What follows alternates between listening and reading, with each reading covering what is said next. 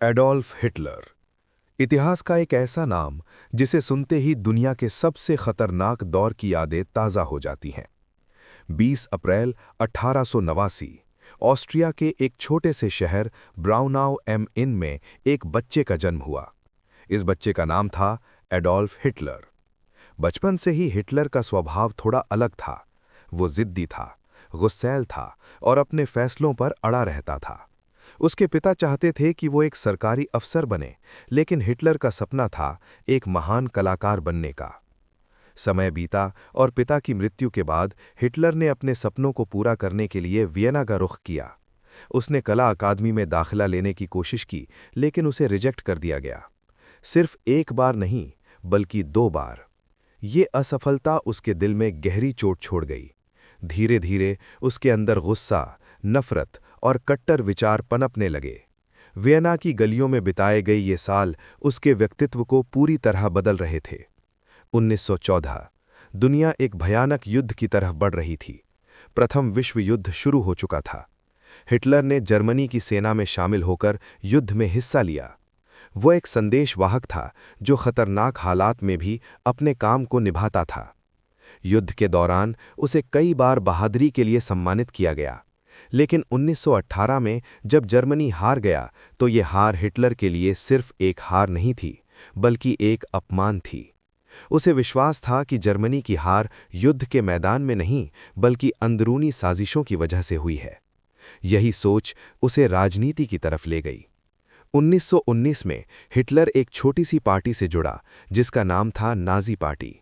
शुरुआत में यह पार्टी बहुत छोटी थी, लेकिन हिटलर की भाषण देने की कला ने सब कुछ बदल दिया। उसकी आवाज़ में ऐसा जादू था कि लोग उसकी बातों में खो जाते थे। धीरे धीरे वो पार्टी का सबसे बड़ा नेता बन गया। 1923 में उसने सरकार को गिराने की कोशिश की, लेकिन ये कोशिश असफल रही और उसे गिरफ्तार कर लिया गया। जेल में बिताया गया समय उसके जीवन का एक और बड़ा मोड़ साबित हुआ। वहीं उसने एक किताब लिखी जिसका नाम था माइन कैम्फ। इस किताब में उसने अपने विचारों को साफ साफ बताया। उसने जर्मनी को फिर से महान बनाने का सपना देखा और साथ ही अपनी खतरनाक सोच को भी दुनिया के सामने रखा। जेल से बाहर आने के बाद हिटलर ने अपना तरीका बदल दिया। अब वो हिंसा नहीं, बल्कि राजनीति के जरिए सत्ता तक पहुंचना चाहता था। धीरे धीरे उसकी पार्टी मजबूत होती गई। आर्थिक संकट और बेरोजगारी से जूझ रहे जर्मनी के लोग हिटलर की बातों में उम्मीद देखने लगे।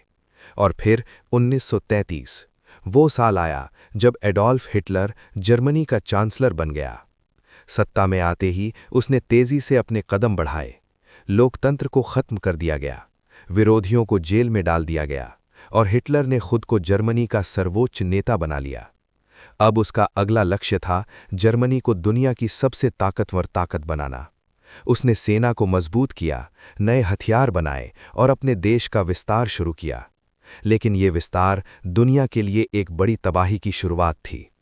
1939 जर्मनी ने पोलैंड पर हमला कर दिया और इसी के साथ शुरू हुआ द्वितीय विश्व युद्ध।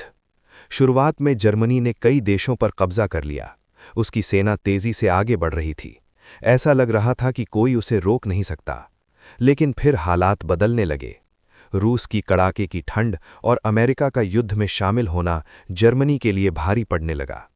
धीरे धीरे जर्मनी की ताकत कमज़ोर होती गई और 1945 तक उसकी हार लगभग तय हो चुकी थी। हिटलर अब बर्लिन में अपने बंकर में छिपा हुआ था। बाहर दुश्मनों की सेना थी और अंदर हार का डर। 30 अप्रैल 1945 वो दिन जब इस कहानी का अंत हुआ। हिटलर ने अपने बंकर में अपनी जिंदगी खत्म कर ली। कुछ ही दिनों बाद जर्मनी ने आत्मसमर्पण कर दिया और दुनिया का सबसे भयानक युद्ध खत्म हो गया। लेकिन इस युद्ध ने जो जख्म दिए वे आज भी इतिहास में दर्ज हैं। लाखों लोगों की मौत, बर्बाद हुए देश और एक ऐसा नाम जो हमेशा के लिए बदनामी का प्रतीक बन गया, एडोल्फ हिटलर। ये कहानी सिर्फ एक इंसान की नहीं है, बल्कि ये एक चेतावनी है। एक ऐसी चेतावनी जो हमें बताती है कि जब नफरत और सत्ता की भूख इंसानियत पर भारी पड़ जाती है तो उसका अंजाम कितना भयानक हो सकता है।